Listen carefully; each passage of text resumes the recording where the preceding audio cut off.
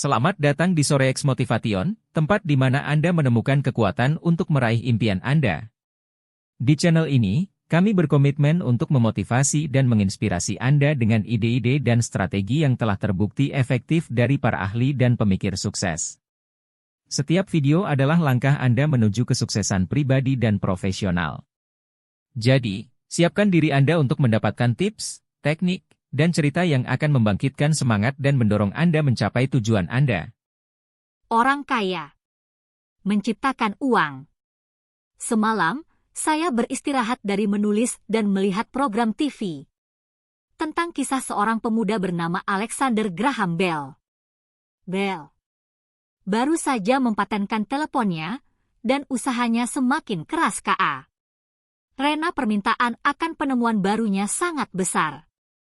Karena membutuhkan perusahaan yang lebih besar, dia pergi ke sebuah perusahaan raksasa pada waktu itu, Western Union, dan bertanya pada mereka, apakah mereka mau membeli hak patennya dan perusahaannya yang kecil. Dia meminta $100 untuk semuanya itu. Presiden Western Union mencemoh dan meremahkannya dengan mengatakan bahwa harga itu menggelikan. Selanjutnya adalah sejarah. Industri jutaan dolar muncul, dana TNT lahir. Siaran berita petang mulai persis setelah kisah Alexander Graham Bell selesai. Dalam berita itu ada laporan tentang perampingan di sebuah perusahaan setempat. Para pekerja marah dan mengeluh bahwa kepemilikan perusahaan tidak adil. Seorang manajer berusia sekitar 45 tahun yang dipecat membawa istri dan 2 bayinya ke pabrik dan ngemis pada penjaga untuk mengizinkan dia berbicara pada si pemilik. Dia ingin bertanya apakah mereka mau mempertimbangkan kembali pemecatannya. Dia baru saja membeli rumah dan takut kehilangan rumah itu. Kamera terfokus pada permohonannya agar seluruh dunia melihat. Tidak perlu diragukan, hal itu menarik perhatian saya. Saya telah mengajar secara profesional sejak 1984. Itu merupakan pengalaman luar biasa dan berharga. Tetapi itu juga merupakan profesi yang mengganggu, karena saya telah mengajar ribuan orang, dan saya melihat satu hal yang umum dalam diri kita semua, termasuk saya sendiri. Kita semua memiliki potensi yang luar biasa, dan kita semua diberkati dengan anugerah. Namun satu hal yang menahan kita semua adalah suatu tingkat keraguan diri. Bukan karena terlalu kurangnya informasi teknis yang menahan kita, tetapi lebih karena kurangnya keyakinan diri. Sebagian orang lebih terpengaruh dibandingkan yang lainnya. Setelah meninggalkan bangku sekolah, kebanyakan dari kita tahu bahwa yang banyak diperhitungkan bukanlah soal gelar perguruan tinggi atau ranking yang baik. Dalam dunia nyata di luar dunia akademis, sesuatu yang lebih dari sekadar gelar jelas dituntut. Saya dengarnya dengan sebutan, keberanian, bernyali, pintar, terampil, cerdik, gigih, ulet, dan lihai. Faktor-faktor ini, apapun labelnya, akhirnya lebih banyak memutuskan masa depan seseorang daripada gelar akademis yang disandangnya. Di dalam diri kita masing-masing terdapat salah satu karakter berani, lihai, dan gigih itu. Ada juga sisi lain dari karakter itu, orang yang gampang bertekuk lutut dan mengemis jika perlu. Setelah 1 tahun di Vietnam, sebagai pilot Marine Corps, saya sangat memahami kedua karakter itu di dalam diri saya. Yang satu tidak lebih baik dari yang lain. Namun, sebagai guru, saya mengakui bahwa ketakutan dan Raguan diri yang berlebihan itulah yang paling mengurangi kejeniusan pribadi. Saya sedih melihat murid-murid bisa menjawab pertanyaan saya, namun tak punya keberanian untuk bertindak berdasarkan jawaban. Seringkali dalam dunia nyata, bukan orang pandai yang maju, tetapi orang yang berani.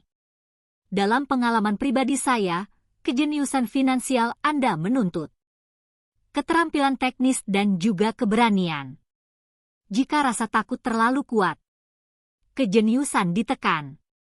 Di dalam kelas, saya sangat mendorong murid saya untuk belajar mengambil risiko, untuk bersikap berani, untuk membiarkan kejeniusan mereka mengubah ketakutan itu jadi kekuatan dan kelihayan. Hal ini berhasil bagi beberapa orang dan menakutkan bagi yang lain. Saya akhirnya menyadari bahwa bagi kebanyakan orang, bila menyangkut masalah uang, mereka lebih memilih untuk memainkannya dengan aman. Saya harus menjawab dengan tangkas pertanyaan-pertanyaan seperti, mengapa mengambil risiko? Mengapa saya harus pusing-pusing mengembangkan IQ finansial mengapa saya harus melek finansial? Dan saya menjawab, hanya supaya kalian memiliki lebih banyak pilihan. Ada perubahan-perubahan besar di depan. Persis ketika saya mulai dengan kisah penemu muda Alexander Graham Bell dalam tahun tahun berikutnya akan ada lebih banyak orang seperti dia.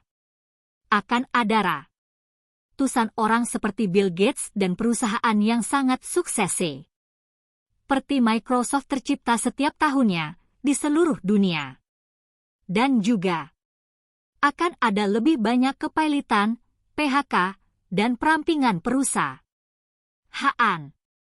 Jadi mengapa susah-susah mengembangkan IQ finansial Anda? Tak seorang pun dapat menjawab hal itu kecuali Anda sendiri. Tetapi, saya dapat memberitahu Anda mengapa saya sendiri melakukannya. Saya melakukannya karena itulah saat yang paling menggairahkan untuk dijalani. Saya lebih menyambut perubahan ketimbang takut pada perubahan. Saya lebih bergairah untuk menghasilkan uang jutaan dolar daripada khawatir soal tidak adanya kenaikan gaji. Periode di mana kita sekarang berada adalah saat paling menggairahkan, belum pernah terjadi sebelumnya dalam sejarah dunia kita. Orang-orang akan lihat kembali ke periode masa ini dan memuji betapa saat ini adalah era yang paling menggairahkan. Itulah saat kematian yang lama dan kelahiran yang baru. Itulah saat yang penuh kekacauan sekaligus saat yang menggairahkan. Jadi mengapa susah-susah mengembangkan IQ finansial Anda? Karena jika Anda melakukannya, Anda akan sangat kaya. Dan jika Anda tidak melakukannya, periode ini akan menjadi sangat menakutkan. Ini akan menjadi saat untuk menyaksikan orang-orang bergerak maju dengan berani sementara yang lainnya terperangkap dalam lingkaran kehidupan yang membusuk. Tanah subur makmur 300 tahun yang lalu.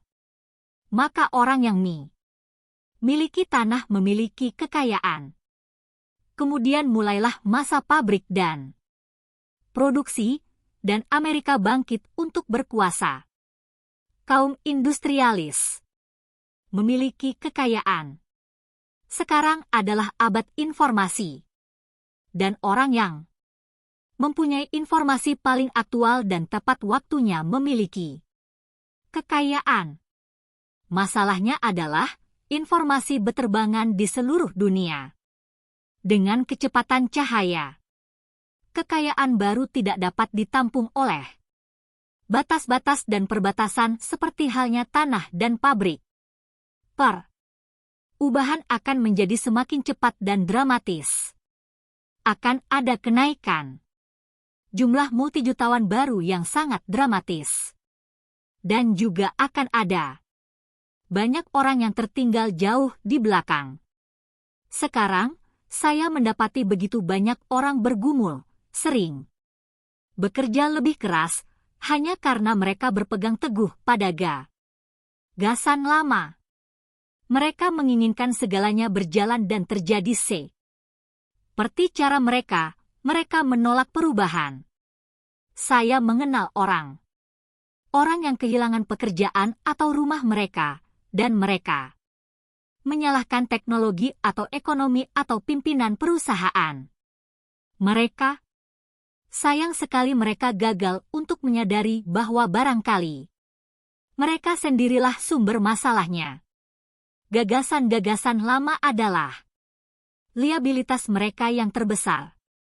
Itu dianggap liabilitas semata-mata karena mereka tidak menyadari bahwa gagasan atau cara mengerjakan sesuatu itu merupakan aset pada hari kemarin, masa lalu, padahal hari kemarin sudah berlalu. Suatu siang, saya sedang mengajar tentang investasi menggunakan cash flow sebagai alat pengajaran. Seorang teman membawa teman wanitanya untuk turut menghadiri kelas itu. Teman yang dibawanya itu baru saja bercerai.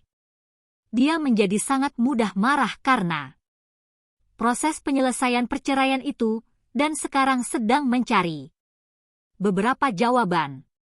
Temannya itu mengira kelas itu mungkin membantu. Permainan itu didesain untuk membantu orang-orang mempelajari cara kerja uang. Dalam memainkan permainan itu, mereka belajar tentang interaksi laporan rugi laba dan neraca. Mereka belajar bagaimana arus kas di antara keduanya dan bagaimana jalan menuju ke kekayaan adalah melalui usaha untuk menaikkan arus kas bulanan Anda. Dari kolom aset sampai ke titik yang melampaui pengeluaran bulanan Anda.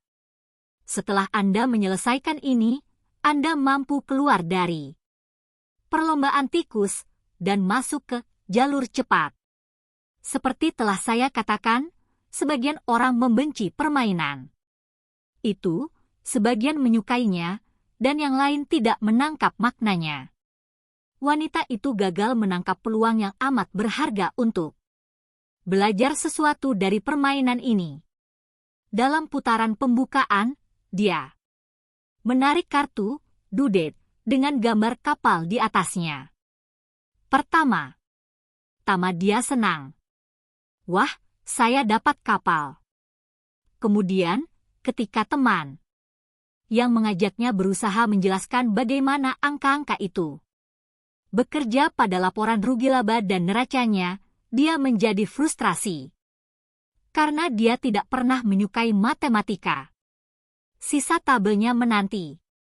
Sementara temannya terus menjelaskan hubungan antara laporan rugi laba, neraca, dan arus kas bulanan.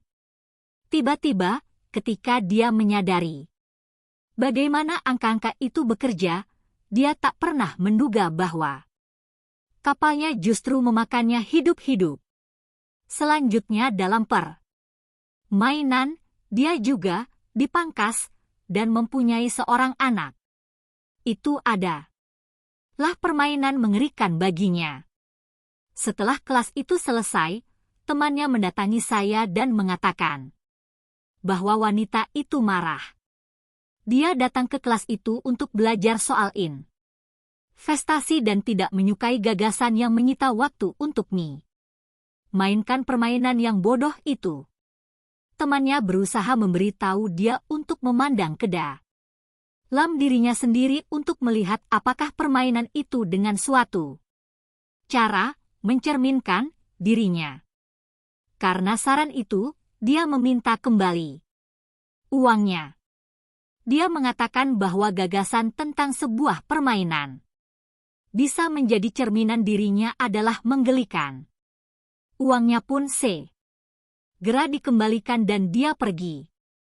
Sejak 1984, saya telah menghasilkan uang jutaan dolar hanya dengan melakukan apa yang tidak dilakukan oleh sistem sekolah.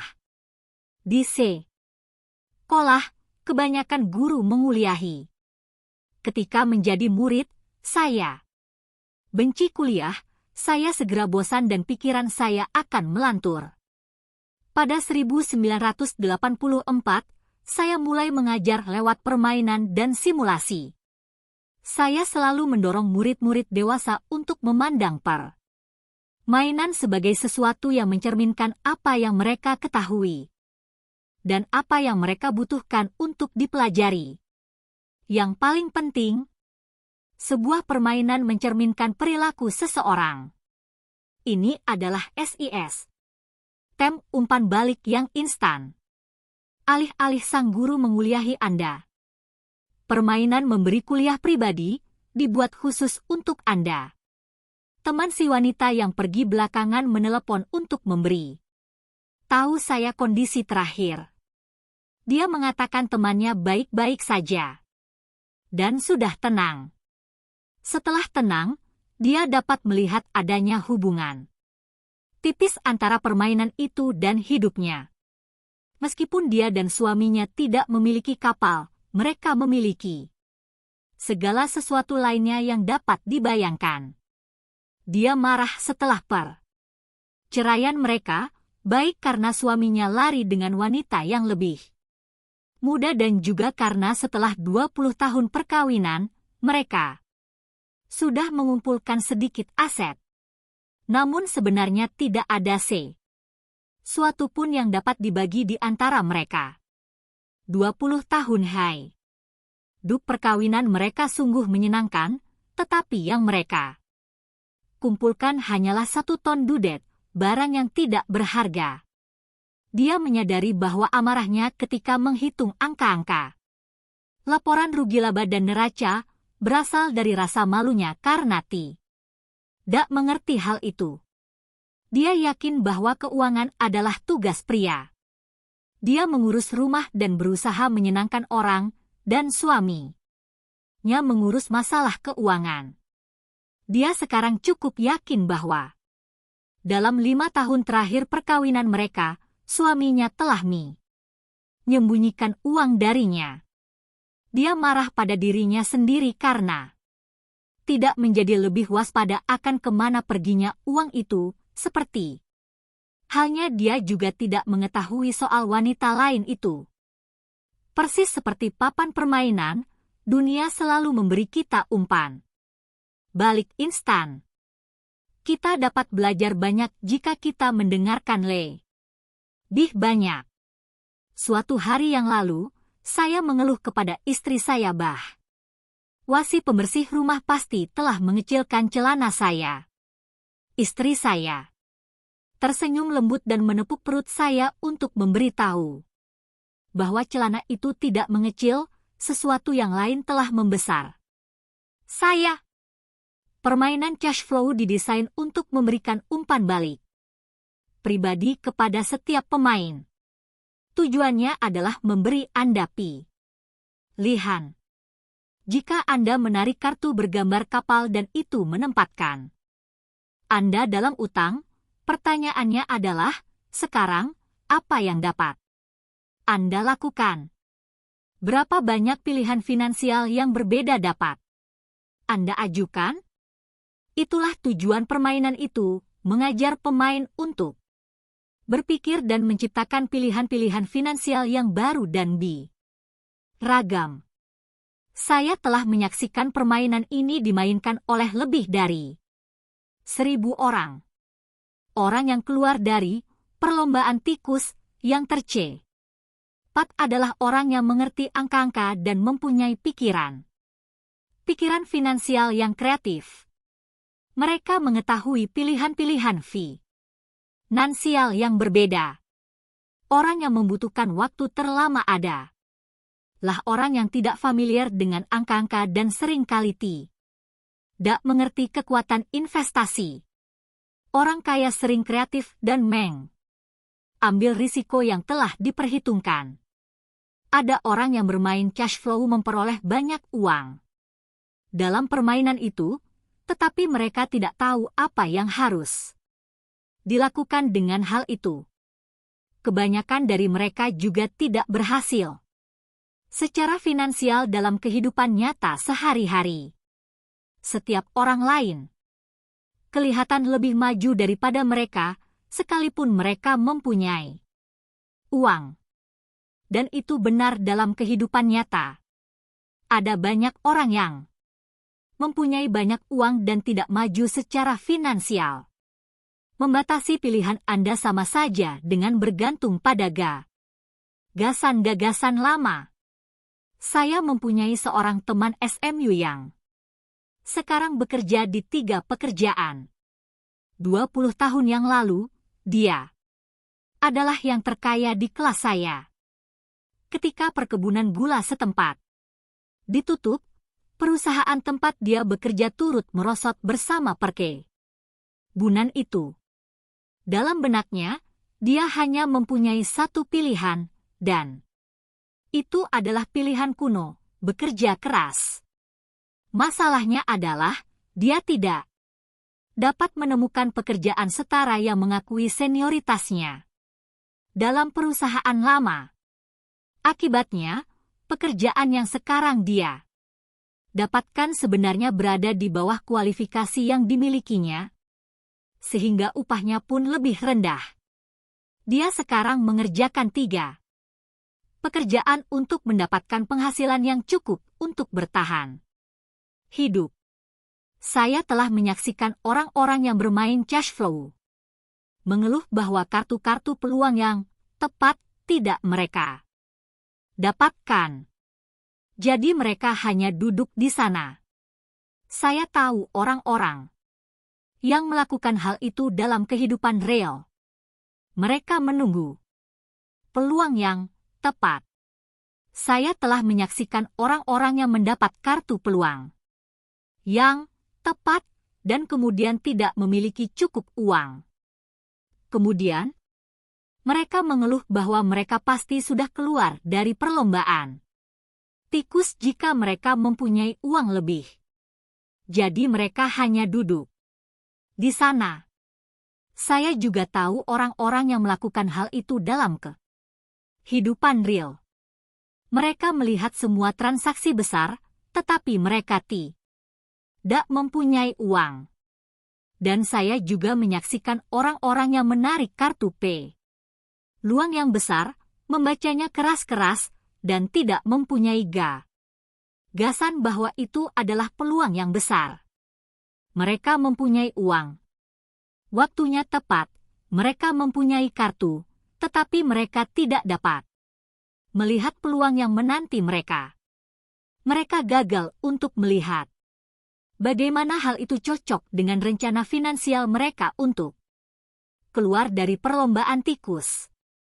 Dan orang seperti itu jumlahnya jauh lebih banyak dibandingkan yang lainnya. Kebanyakan orang mempunyai peluang yang datang begitu saja tepat di depan mata mereka sepanjang hidup mereka, tetapi sayangnya mereka gagal untuk melihatnya. Setahun kemudian, mereka baru menyadari hal itu setelah setiap orang lain menjadi kaya. Inteligensi finansial sebenarnya hanya berarti mempunyai pilihan lebih banyak. Jika peluang tidak terjadi pada Anda, apalagi yang dapat Anda lakukan untuk memperbaiki posisi finansial Anda? Jika sebuah peluang jatuh ke pangkuan Anda, dan Anda tidak mempunyai uang, dan bank tidak mau meminjamkan uang pada Anda, apalagi yang dapat Anda lakukan agar peluang itu berjalan sesuai dengan keinginan Anda? Jika firasat Anda salah, dan apa yang telah Anda perhitungkan tidak terjadi, bagaimana Anda dapat mengubah sebuah jeruk lemon menjadi uang jutaan?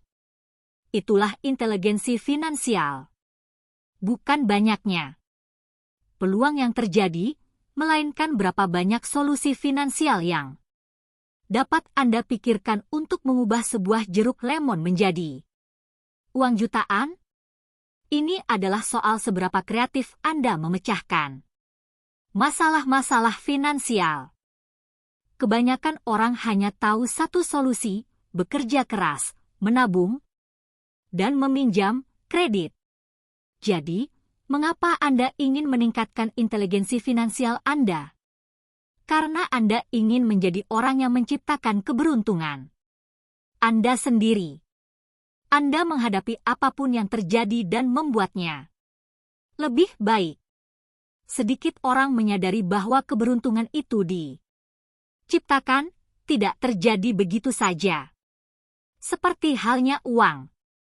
Dan jika Anda ingin lebih beruntung dan menciptakan uang ketimbang bekerja keras, maka inteligensi finansial Anda sangatlah penting. Jika Anda tergolong orang yang menunggu terjadinya hal yang tepat, Anda mungkin akan menunggu untuk waktu yang lama. Itu sama seperti menunggu jatuhnya bintang. Sebagai anak muda, Mike dan saya terus-menerus diberitahu oleh ayah saya yang kaya bahwa uang tidaklah real.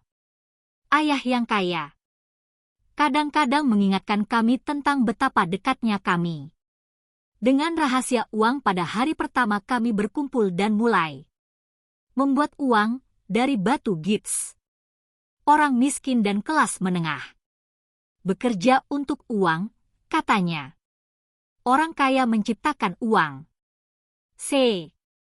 Makin real uang itu menurut kalian, semakin keras kalian akan bekerja untuknya. Jika kalian dapat mengerti gagasan bahwa uang tidak real, kalian akan tumbuh lebih kaya dengan lebih cepat. Apa sih maksud Bapak sebenarnya? Adalah pertanyaan yang Ring Mike dan saya lontarkan. Apa sesungguhnya uang itu jika ia tidak real?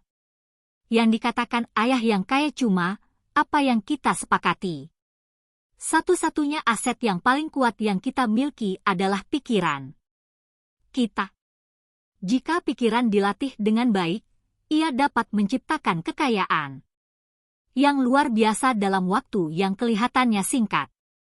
Kekayaan yang melampaui impian para raja dan ratu 300 tahun yang lalu.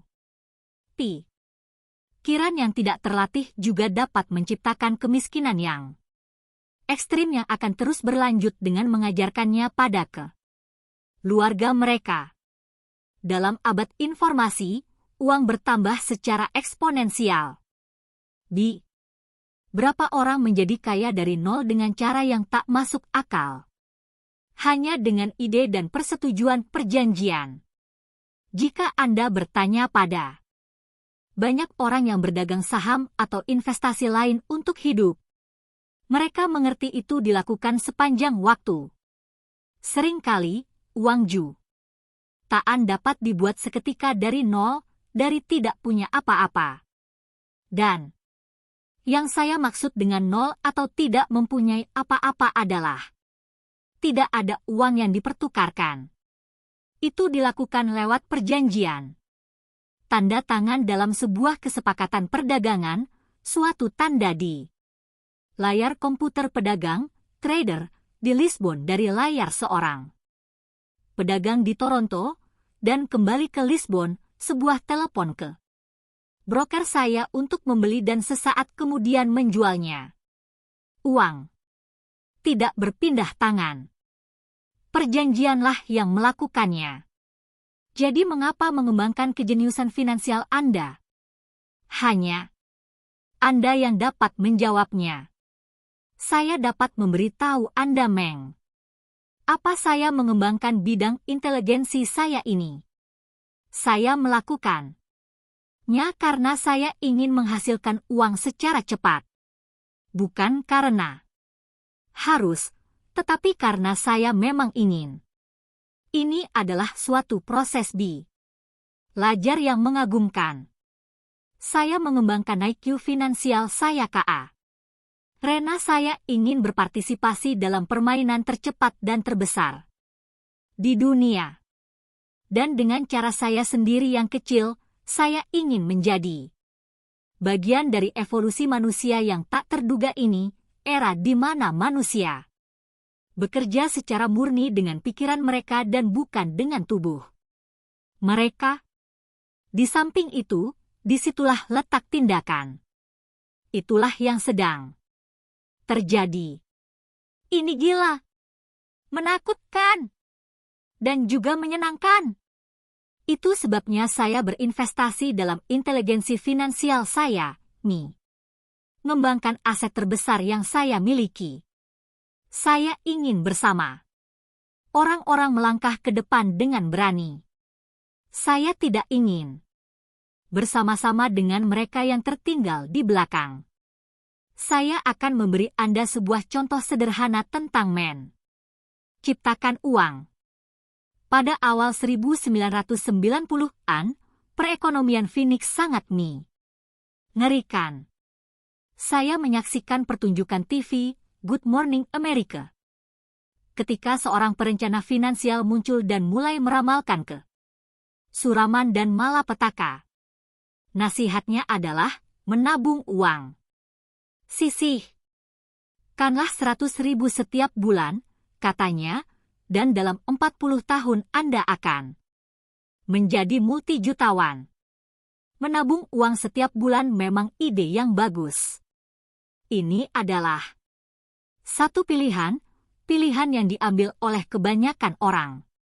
Masalahnya adalah, ini membuat orang yang bersangkutan buta akan apa yang sungguhnya sedang terjadi. Mereka kehilangan kesempatan besar untuk pertumbuhan uang mereka yang jauh lebih signifikan.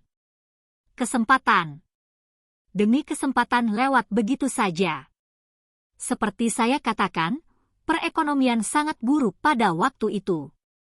Bagi investor, ini adalah kondisi pasar yang sempurna. Setumpuk uang saya ada di pasar saham dan di perumahan apartemen.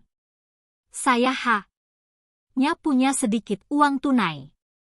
Karena setiap orang menyerahkan barangnya, saya membeli. Saya tidak menyimpan uang, saya menginvestasikannya. Istri saya dan saya memiliki lebih dari $1.000.000 uang tunai yang bekerja di pasar yang sedang tumbuh pesat. Itu adalah peluang terbaik untuk berinvestasi. Perekonomian sangat mengerikan. Saya tidak dapat melewatkan transaksi-transaksi kecil itu. Rumah yang dulunya berharga $100 sekarang $75. Tetapi alih-alih membeli di kantor real estate setempat, saya mulai membelinya di kantor pengacara kepailitan atau di tangga gedung pengadilan. Di tempat-tempat itu, sebuah rumah seharga $75 kadang bisa dibeli $20 atau kurang. Dengan $2 yang dipinjamkan seorang teman pada saya selama 90 hari dengan bunga $200, saya memberikan uang itu pada si pengacara sebagai uang muka. Sementara akuisisi diproses, saya memasang iklan di koran UN. Untuk mengiklankan rumah $75 dengan harga $60 dan tidak ada uang muka. Telepon berdering tanpa henti. Calon pembeli disaring dan setelah properti itu sah menjadi milik saya, semua calon pembeli diizinkan melihat rumah itu. Suasananya sungguh ramai. MAH itu terjual hanya dalam beberapa menit. Saya meminta fee $2,500 untuk pemrosesan yang dengan senang hati mereka berikan, dan kemudian perusahaan escrow, pihak ketiga, mengambil alih. Saya mengembalikan $2 kepada teman saya dengan TAM bahan $200. Dia senang, pembeli rumah senang, pengacara senang, dan saya pun senang. Saya telah menjual rumah seharga $60 yang saya beli $20. Uang $40 diciptakan dari uang dalam kolom aset saya dalam bentuk surat pinjaman, dari si pembeli. Total waktu kerja, 5 jam. Tabungan. Pekerjaan.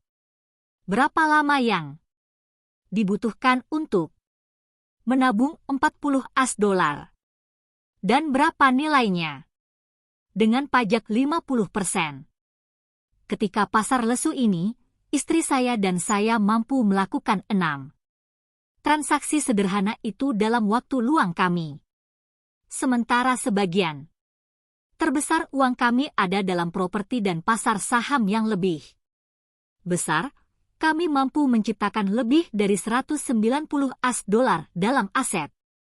Dengan bunga 10% dalam ke-6 transaksi membeli, menciptakan, dan menjual itu. Itu kira-kira 19 as dolar pemasukan setahun, yang kebanyakan berlindung dalam korporasi pribadi kami. Hampir seluruh uang yang 19 as dolar setahun itu dipakai untuk membayar mobil perusahaan kami, bahan bakar, perjalanan, asuransi, santap malam dengan klien, dan hal-hal lain. Pada saat pemerintah mendapat kesempatan untuk memajaki pemasukan itu, uang itu telah dibelanjakan berdasarkan pengeluaran prapajak yang diizinkan secara legal. 40 as dolar diciptakan dalam kolom aset, uang diinvestasikan tanpa kena pajak.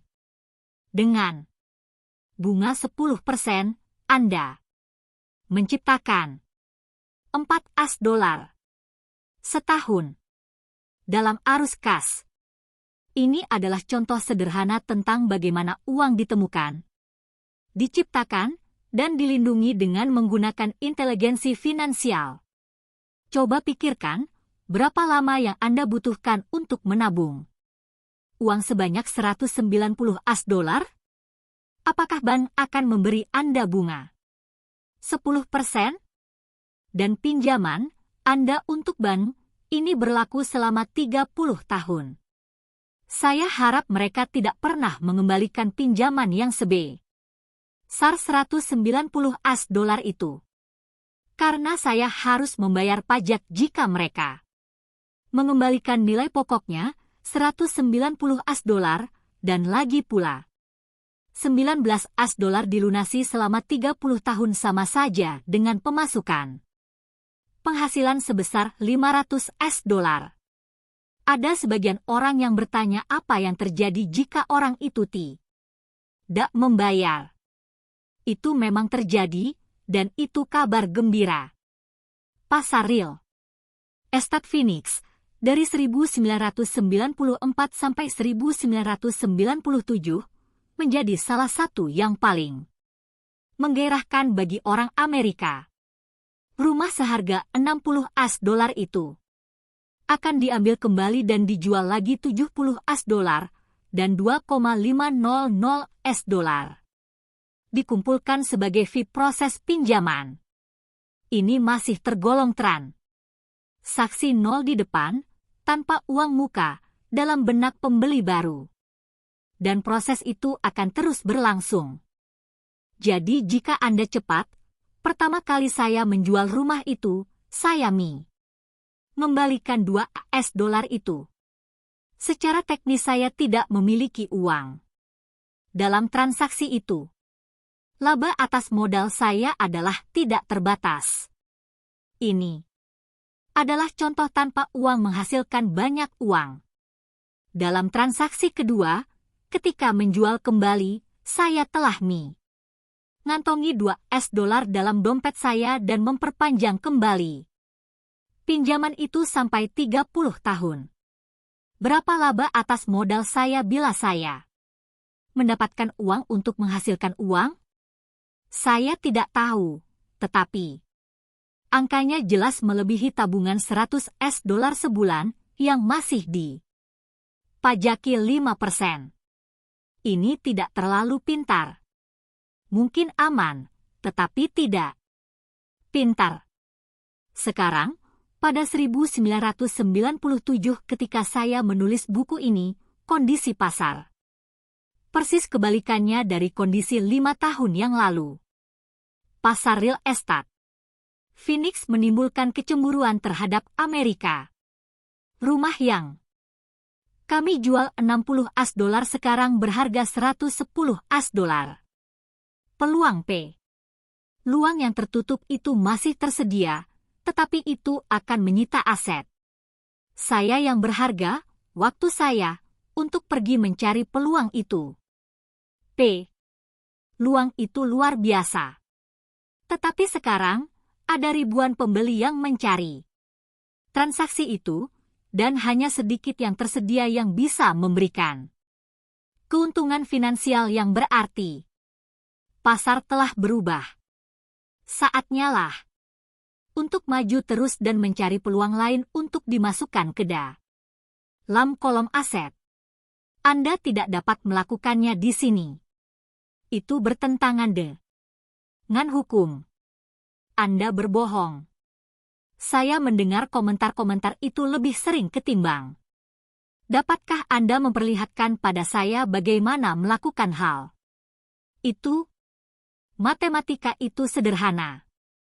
Anda tidak membutuhkan aljabar atau kalkulus.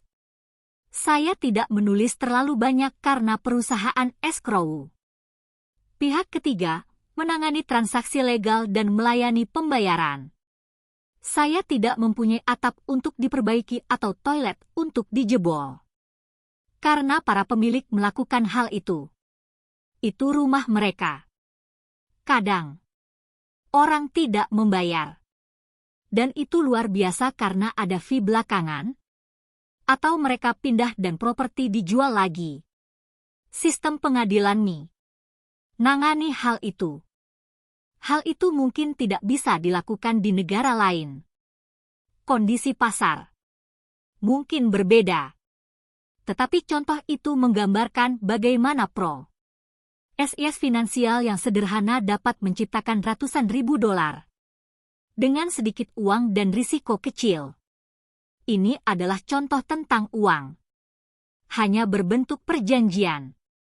Siapapun dengan pendidikan SMU dapat melakukannya. Namun, kebanyakan orang tidak mau melakukannya. Kebanyakan orang mengikuti nasihat standar, bekerja keras dan menabung uang. Untuk sekitar 30 jam bekerja, hampir 190 as dolar diciptakan dalam kolom aset, dan tidak ada pajak dibayar. Mana yang kedengarannya lebih sulit bagi Anda? 1. Bekerja keras, membayar pajak 50%, menabung sisanya. TA. Bunga Anda kemudian mendapat bunga 5% yang juga dikenai pajak. Atau 2. Mengambil waktu untuk mengembangkan inteligensi finansial Anda dan mendayagunakan kekuatan otak Anda dan kolom aset Anda. Lagi pula berapa banyak waktu yang Anda butuhkan, sementara waktu adalah salah satu aset terbesar Anda untuk menabung. 190 as dolar jika Anda menggunakan pilihan nomor 1. Sekarang Anda bisa memahami mengapa saya diam-diam gelengkan kepala ketika saya mendengar para orang tua mengatakan, anak saya berhasil baik di sekolah dan menerima pendidikan yang baik. Mungkin itu baik, tetapi apakah itu mencukupi? Saya tahu strategi investasi di atas adalah strategi kecil. Itu digunakan untuk menggambarkan bagaimana yang kecil dapat tumbuh menjadi besar. Lagi pula, keberhasilan saya mencerminkan pentingnya pondasi finansial yang kuat yang dimulai dengan pendidikan finansial yang kuat. Saya sudah mengatakan itu sebelumnya, namun berguna untuk mengulanginya, inteligensi finansial disusun dari 4 keterampilan teknis utama berikut ini. 1. Melek finansial. Kemampuan membaca angka. 2. Strategi investasi. Ilmu pengetahuan tentang uang yang hasilkan uang. 3. Pasar. Penawaran dan permintaan. Alexander Graham Bell beri apa yang diinginkan pasar. Begitu pula Bill Gates. Rumah. Seharga 75 as dolar yang ditawarkan 60 as dolar dan dibeli C. Harga 20 as dolar adalah juga merebut peluang yang diciptakan oleh pasar. Seseorang membeli dan seseorang menjual. 4. Hukum. Kesadaran akan akuntansi, korporasi, peraturan negara, dan nasional. Saya merekomendasikan untuk bermain dalam peraturan, pondasi dasar, atau kombinasi keterampilan, inilah yang dibutuhkan untuk berhasil dalam mengejar kekayaan, apakah dengan jalan beli rumah, apartemen besar, perusahaan, saham, surat-surat berharga, reksadana, barang-barang berharga, kartu bisbol, atau semacamnya. Pada 1996, pasar real estate di Amerika menggeliat kembali dan setiap orang terjun di bidang ini. Pasar saham sedang berkembang pesat dan setiap orang terjun ke sana. Perekonomian Amerika Serikat kembali melaju. Saya mulai menjual pada 1996 dan sekarang dalam perjalanan ke Peru, Norwegia, Malaysia, dan Filipina. Investasi telah berubah. Kami keluar dari pasar real estate, namun pembelian jalan terus. Sekarang saya hanya mengawasi harga-harga merangkak naik dalam kolom aset dan mungkin akan mulai menjual di tahun ini. Gantung pada beberapa perubahan hukum yang mungkin lolos dalam Kongres. Saya menduga bahwa beberapa dari transaksi 6 rumah kecil itu akan mulai terjual dan cek 40 as dolar akan berubah menjadi uang tunai. Saya perlu memanggil akuntan saya agar siap untuk uang tunai itu dan mencari cara untuk melindunginya. Poin yang hendak saya sampaikan adalah bahwa investasi datang dan pergi, pasar naik dan turun, perekonomian tumbuh dan hancur. Dunia selalu menawari Anda peluang sepanjang hidup, setiap hari dalam hidup Anda, tetapi sangat sering kita tidak dapat melihatnya. Tapi peluang itu sungguh ada. Dan semakin dunia berubah, semakin teknologi berubah, semakin akan ada peluang bagi Anda dan keluarga untuk terjamin secara finansial untuk generasi-generasi yang akan datang. Jadi mengapa bingung-bingung mengembangkan kecerdasan finansial Anda? Sekali lagi, hanya Anda yang dapat menjawabnya. Saya tahu mengapa saya terus belajar dan mengembangkannya. Saya melakukannya karena saya tahu ada banyak perubahan yang terjadi. Saya lebih suka menyambut perubahan daripada bergantung pada yang lampau. Saya tahu pasar akan tumbuh pesat dan pada saat tertentu akan hancur. Saya ingin terus-menerus mengembangkan kecerdasan finansial saya karena pada setiap perubahan pasar, sebagian orang akan berlutut mengemis pekerjaan untuk mereka. Sementara itu, yang lain akan mengambil jeruk lemon yang disodorkan oleh kehidupan pada mereka, dan terkadang kita semua disodori jeruk lemon dan ubahnya menjadi uang jutaan. Itulah kecerdasan finansial. Saya sering ditanya tentang jeruk lemon yang saya ubah menjadi uang jutaan. Terus terang, saya sebenarnya ragu-ragu menggunakan lebih banyak contoh investasi pribadi. Saya ragu karena saya takut. Jangan-jangan itu menjadi bualan saya sendiri. Itu bukan maksud saya. Saya menggunakan contoh hanya sebagai ilustrasi numerik dan kronologis dari kasus-kasus aktual dan sederhana. Saya menggunakan contoh karena saya ingin Anda tahu bahwa ini soal mudah. Semakin familiar Anda dengan 4 pilar kecerdasan finansial, ini semakin mudah. Secara pribadi, saya menggunakan dua sarana utama untuk mencapai pertumbuhan finansial, real estate dan saham kecil. Saya menggunakan real estate sebagai pondasi saya. Dari hari ke hari, properti saya memberikan arus cash dan dorongan pertumbuhan dalam nilai. Saham-saham kecil digunakan untuk pertumbuhan yang cepat. Saya tidak merekomendasikan apa yang saya lakukan. Contoh. Hanyalah contoh. Jika peluang terlalu kompleks dan saya tidak ngerti investasi, saya tidak melakukannya. Matematika sederhana dan akal sehat adalah yang diperlukan untuk berhasil dengan baik secara finansial. Ada 5 alasan untuk menggunakan contoh. 1. Memberi inspirasi pada orang lain untuk belajar lebih banyak. 2. Membuat orang lain tahu hal itu mudah jika pondasinya kuat. 3. Memperlihatkan bahwa siapapun dapat mencapai kekayaan besar. 4. Memperlihatkan bahwa ada jutaan cara untuk mencapai tujuan Anda. 5. Memperlihatkan bahwa ini bukanlah ilmu pengetahuan tentang roket. Pada 1989, saya biasa berjoging melewati lingkungan yang indah di Portland, Oregon.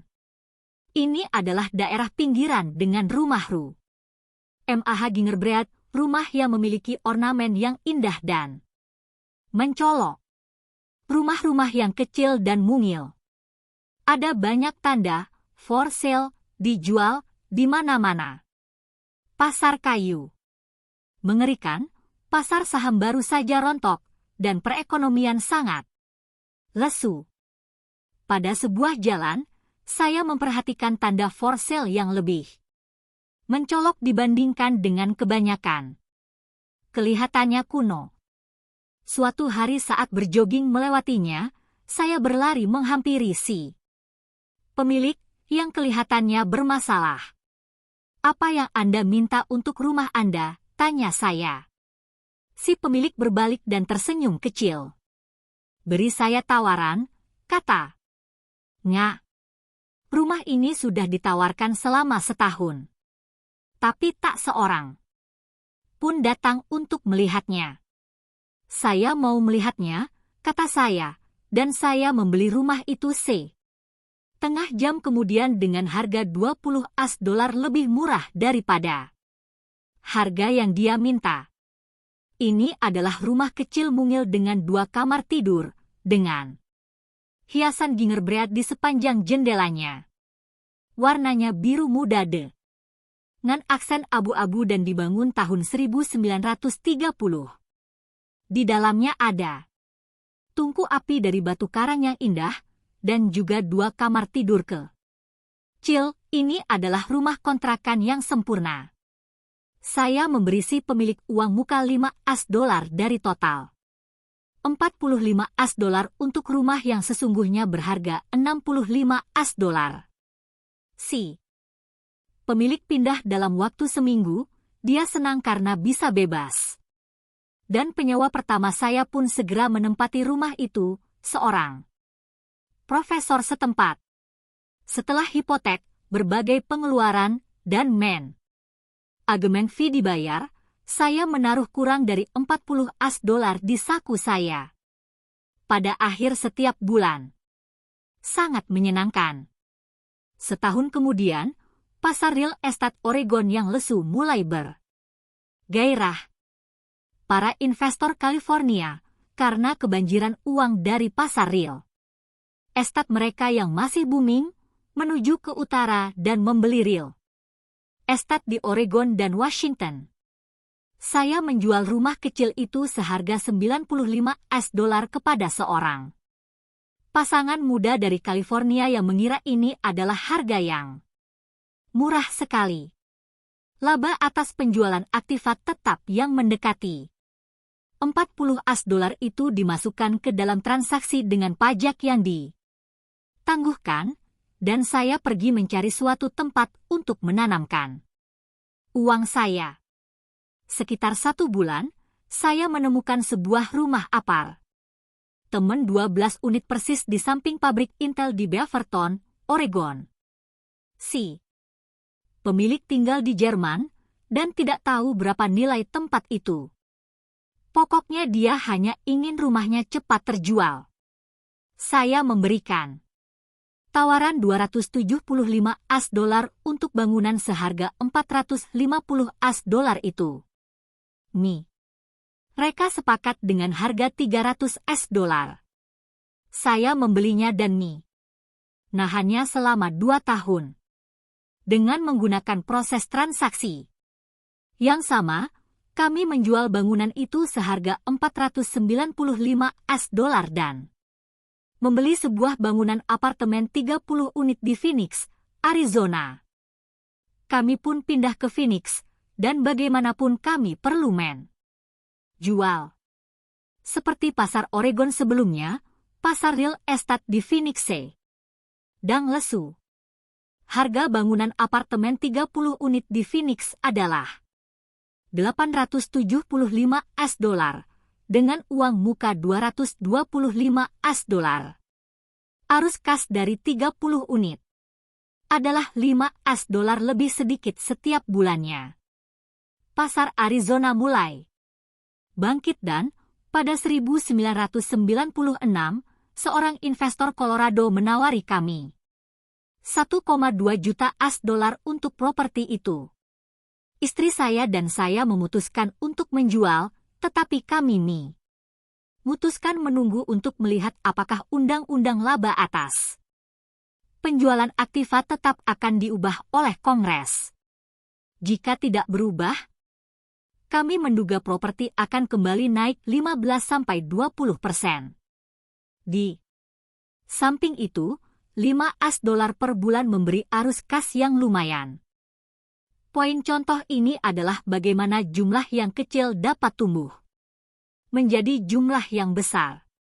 Lagi-lagi, ini adalah soal pemahaman laporan finansial, strategi investasi, pengertian akan pasar dan undang-undang. Jika orang tidak benar-benar mengetahui pokok persoalan ini, maka jelas mereka harus mengikuti dogma standar, yaitu bermain dengan aman, menanamkan modalnya dalam berbagai usaha tapi hanya dalam investasi yang aman. Yang jadi masalah dengan investasi aman adalah bahwa hal itu seringkali bebas risiko.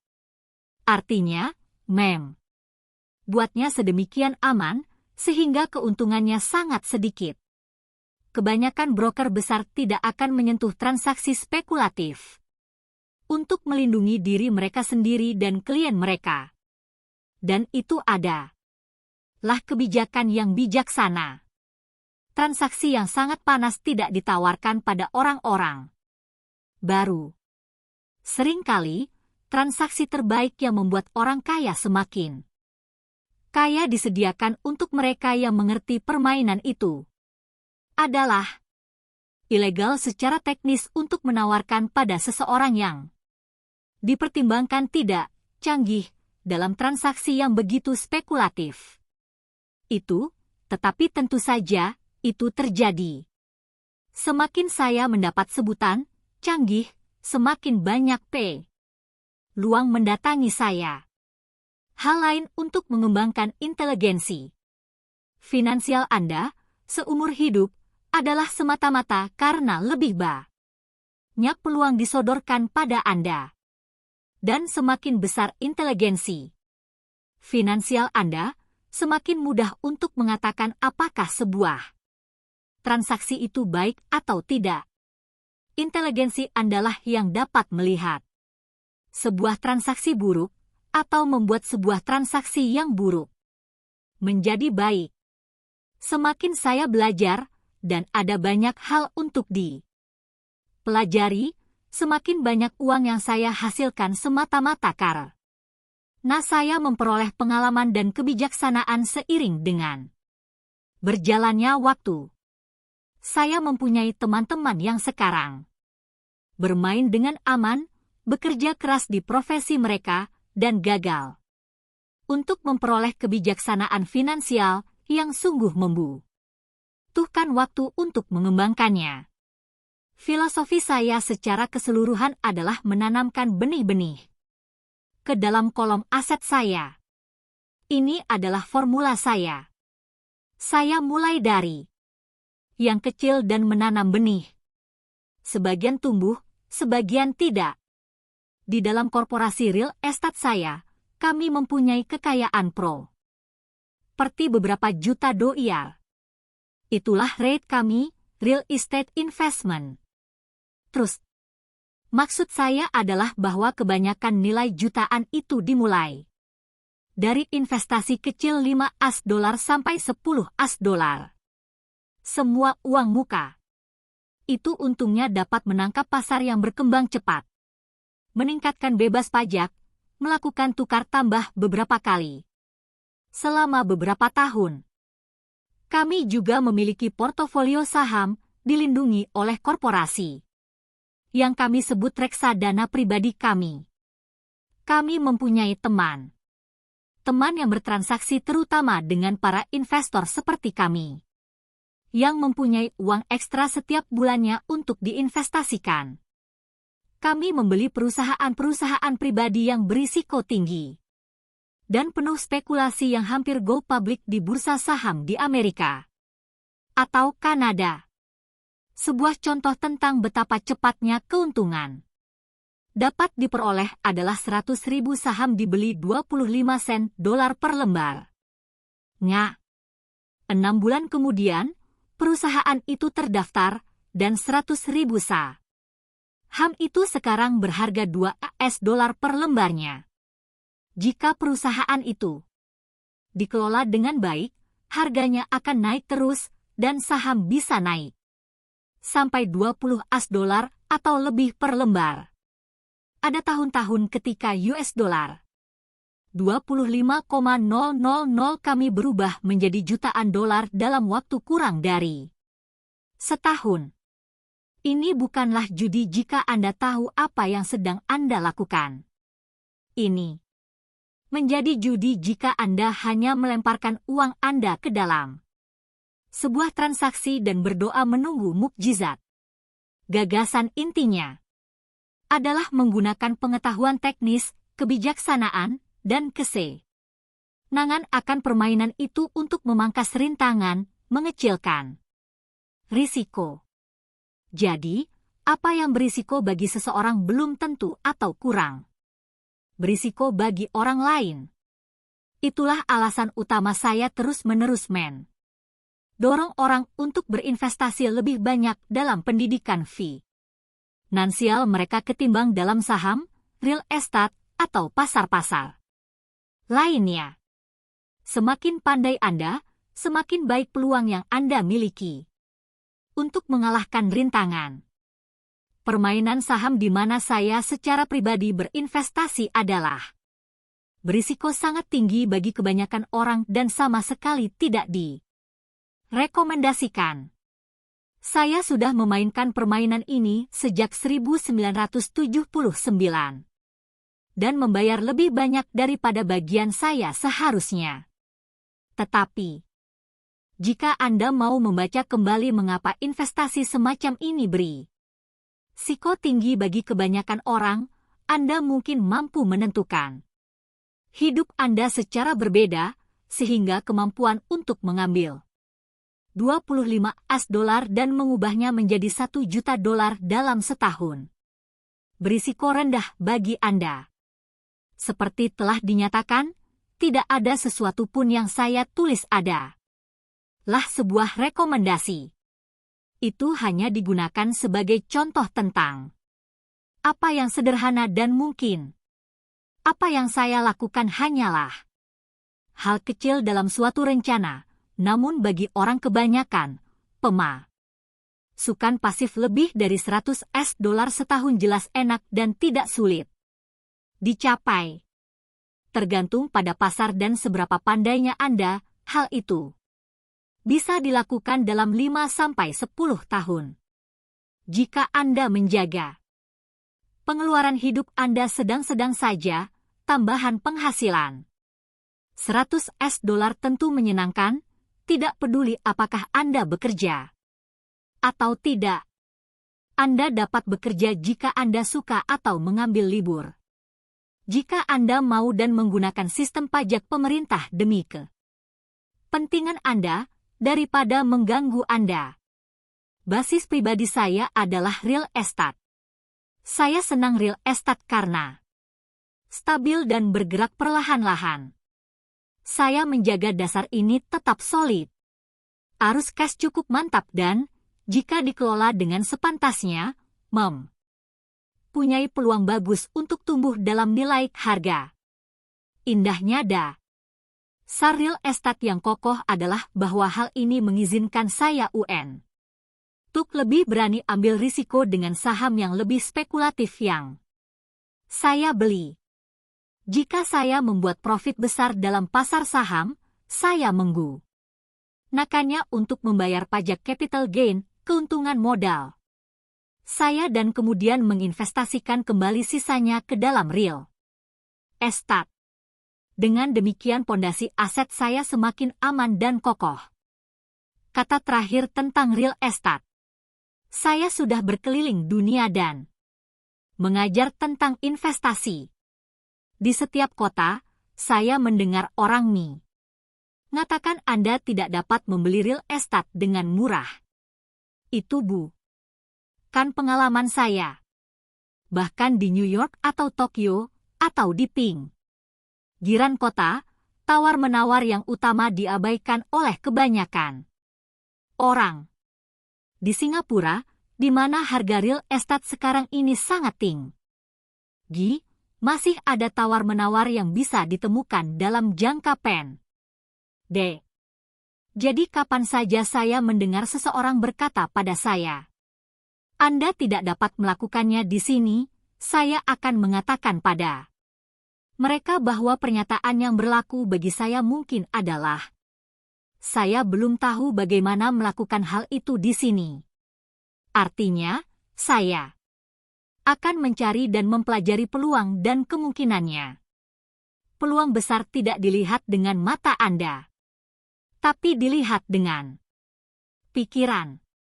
Kebanyakan orang tidak pernah menjadi kaya hanya karena mereka tidak dilatih secara finansial untuk mengetahui peluang peluang yang ada persis di depan mereka. Saya sering ditanya, bagaimana saya mulai?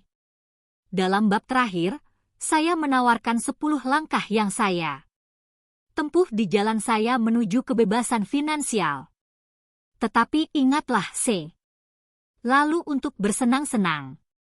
Ini hanyalah sebuah permainan. Kadang Anda menang dan kadang Anda belajar. Tetapi bersenang-senanglah. Kebanyakan orang tidak pernah menang karena mereka lebih takut kalah. Itu sebabnya saya mendapati sekolah itu amat bodoh.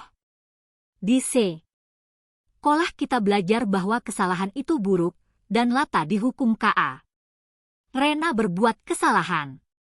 Namun jika kita melihat cara manusia desain untuk belajar, kita belajar dengan membuat kesalahan. Kita belajar berjalan dengan jatuh.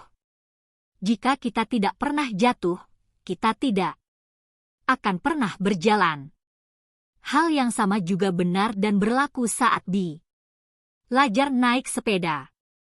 Saya masih mempunyai bekas luka di lutut saya, tapi sekarang saya dapat naik sepeda tanpa berpikir.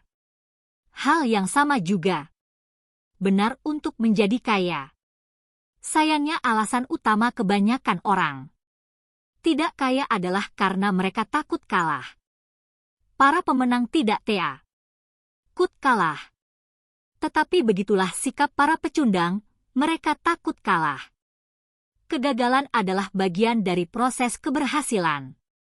Orang yang menghindari kegagalan juga menghindari keberhasilan. Saya melihat uang sangat serupa dengan permainan tenis saya. Saya bermain keras, membuat kesalahan, dibetulkan, membuat kesalahan. Lagi, dibetulkan, dan semakin baik. Jika saya kalah dalam permainan itu, Saya berjalan melintasi net, menjabat tangan lawan saya, tersenyum dan berkata, sampai ketemu Sabtu depan. Ada dua macam investor. Satu, tipe yang pertama dan paling umum adalah orang yang membeli investasi yang terpaket. Mereka menyebut outlet retail, seperti perusahaan real estate atau broker saham atau perencana finansial. Dan mereka membeli sesuatu. Bisa jadi itu adalah reksadana, REIT, saham, atau surat-surat berharga. Ini adalah cara investasi yang sangat bersih dan sederhana. Sebuah contoh yang sangat mirip dengan seseorang yang pergi ke toko komputer dan beli sebuah komputer langsung dari raknya. Dua, tipe kedua adalah investor yang menciptakan investasi. Investor ini biasanya memasang sebuah transaksi sangat mirip dengan orang-orang yang membeli komponen komputer dan merangkainya. Ini seperti pembiasaan. Saya tidak tahu sama sekali tentang merangkai komponen komputer. Tapi saya tahu cara rangkai dan menyatukan potongan-potongan peluang atau tahu orang yang bisa melakukannya. Tipe investor yang kedua inilah yang sangat mungkin merupakan investor profesional. Kadang dibutuhkan waktu bertahun-tahun untuk menyatukan semua potongan itu. Dan terkadang potongan itu tidak pernah datang bersama-sama. Oleh ayah saya yang kaya, saya didorong untuk menjadi tipe investor yang kedua ini. Adalah penting untuk belajar bagaimana menyatukan potongan-potongan itu karena disitulah ada kemenangan besar dan kadang kekalahan besar jika gelombang pasang menghantam Anda. Jika Anda ingin menjadi tipe investor kedua, Anda perlu mengembangkan 3 keterampilan utama. Ini adalah keterampilan tambahan. Di samping keterampilan yang dituntut untuk menjadi cerdas secara finansial. 1. Bagaimana menemukan peluang yang dilewatkan oleh setiap orang. Anda melihat dengan pikiran Anda apa yang dilewatkan oleh orang lain dengan mata mereka. Sebagai contoh, seorang teman membeli sebuah rumah tua yang kondisinya sangat jelek. Sungguh menyeramkan melihat rumah itu. Setiap orang bertanya-tanya mengapa dia membelinya. Apa yang dia lihat? Tetapi tidak kami lihat adalah bahwa rumah itu mempunyai 4 kapling kosong ekstra. Dia menyadari itu dengan pergi ke sebuah title company, perusahaannya meneliti surat-surat real estate untuk menentukan keabsahan sebuah properti. Setelah membeli rumah itu, dia meruntuhkannya dan menjual 5 kapling itu kepada seorang pembangun dengan harga 3 kali lipat yang dia bayar saat membeli. Dia mendapat $75 untuk kerja 2 bulannya. Ini bukan uang yang banyak, tetapi ini jelas melebihi upah minimum dan secara teknis tidak sulit. 2. Bagaimana mengumpulkan uang? Kebanyakan orang hanya pergi ke bank.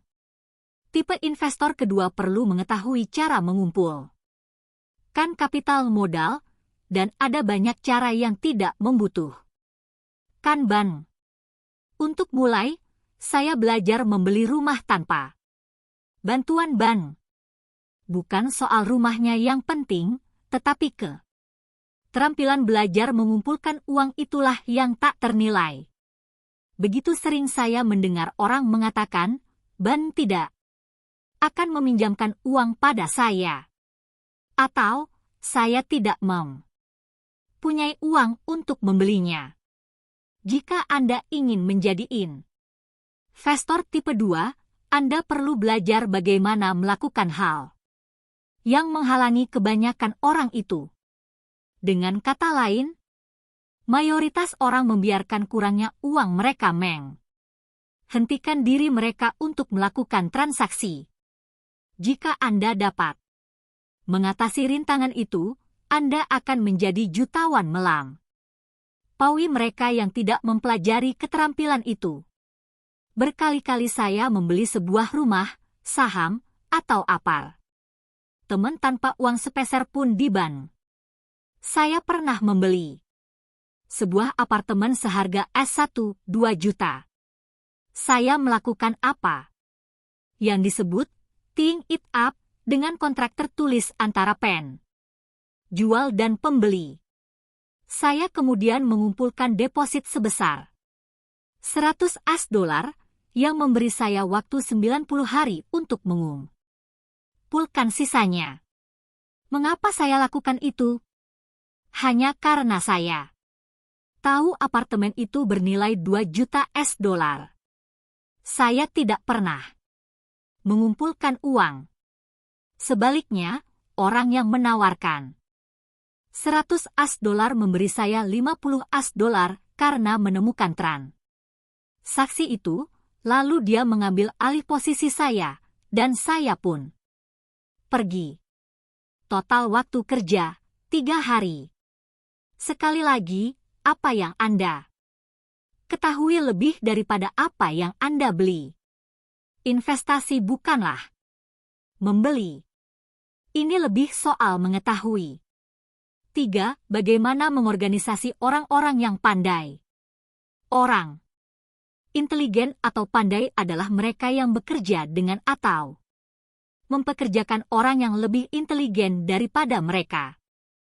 Ketika Anda membutuhkan nasihat, pastikanlah Anda memilih penasihat Anda dengan bijaksana. Ada banyak hal untuk dipelajari, tapi ganjaran hadiahnya bisa sangat besar. Jika Anda tidak mau mempelajari keterampilan itu, menjadi investor tipe 1 sangatlah direkomendasikan. Apa yang Anda ketahui itulah kekayaan terbesar Anda. Apa yang tidak Anda ketahui, itulah risiko terbesar Anda. Selalu ada risiko, jadi belajarlah memanajemen risiko daripada menghindarinya. Terima kasih telah menonton episode kali ini di Sore X Motivation. Semoga konten hari ini memberi Anda dorongan dan wawasan yang Anda butuhkan untuk mencapai tujuan Anda. Jika Anda menemukan nilai dalam video ini, jangan lupa untuk memberi like, berbagi, dan tinggalkan komentar di bawah tentang apa yang paling memotivasi Anda. Dan pastikan untuk berlangganan dan tekan tombol notifikasi, agar Anda selalu mendapatkan update terbaru dari kami. Teruslah berjuang, teruslah belajar, dan ingatlah, kesuksesan adalah perjalanan, bukan tujuan akhir. Sampai jumpa di video berikutnya.